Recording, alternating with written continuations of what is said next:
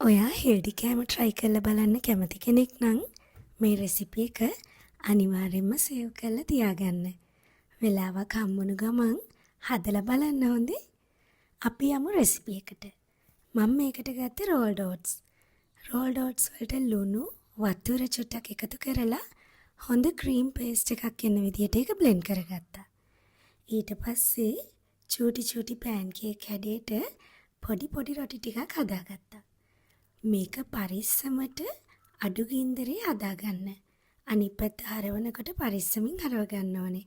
නැත්තම් චුට්ටක් කැඩෙන්න බලනවා ඕට්ස් නිසා. එහෙම හැදුවම නම් මෙන්න මේ වගේ soft රොටි එකක් අපිට හම්බ වෙනවා. මේ මොනවාද?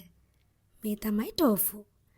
tofu එකේ වතුර ගතිය ඉවත් වෙන්න පොඩ්ඩක් තෙතමාතු කරලා ඊට පස්සේ මෙන්න මේ වගේ පුංචි කෑලි වලට අපි ඒක කපා ගන්න ඕනේ. ඒකට මම virgin coconut oil තමයි එකතු කරේ.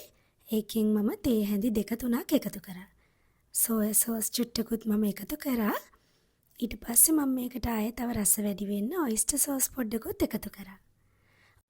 ලුණු 3-5 මිරිස් කුඩු මෙන්න මේ જાති ටික එකතු කරලා හොඳට කලවම් කරලා බේකින් ට්‍රේ එකකට දාලා සෙල්සියස් අංශක 180 උෂ්ණත්වයට පැය භාගයක් විනාඩි 20ක් වගේ ප්‍රමාණයක් මම මේක බේක් කරගත්තා.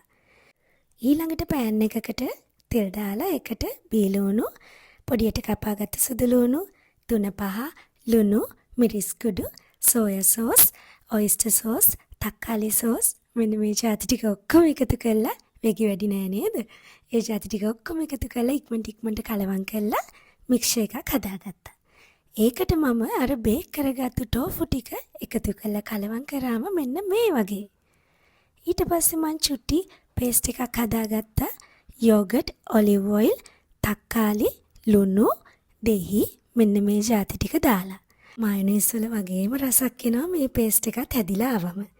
ඊට පස්සේ රොටි එකට ටෝෆු මික්ස්චර් එකෙන් චුට්ටකුයි මේ මික්ස්චර් එකෙන් චුට්ටකුයි දාලා රස බලන්නකෝ. ඇත්තට මාරම රසයි. හරිම ලේසි හදන්න.